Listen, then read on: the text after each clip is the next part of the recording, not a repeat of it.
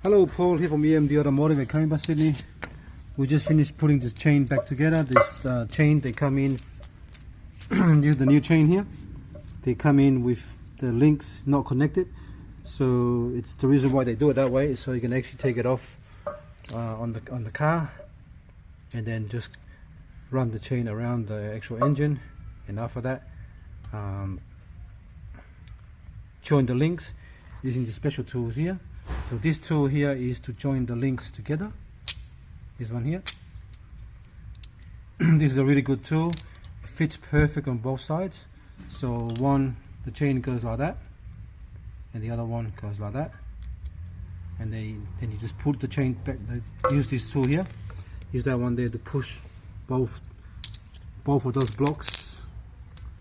This one here sits here and that one there sits there, obviously like that, and then you line it up and then you put the chain there, and then you just use this tool here, use this winding tool there to push the chain and the little locking lug into place until they stop. Once they stop, that's pretty much in. So if you look at this one here, and you've got to have this special tool here, that's to actually press the chain lock in, and that's to remove the links, remove the links out of the old chain, so you can actually put the new chain on. But on this car we didn't have to, because we pulled everything out.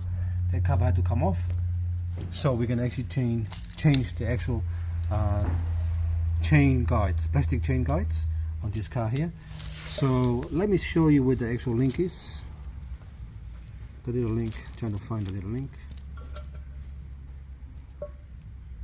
Here it is. There's my link. So the chain came in with like that. So the link is between that one. The link is between that one and that one. So that's the two chains there. See? A little mark there. So the link is between that and that, between those two. All right. So now we're gonna know what we're gonna do now. We're gonna actually put both chains on this. Sorry, we're gonna put both chains in here. We press pause.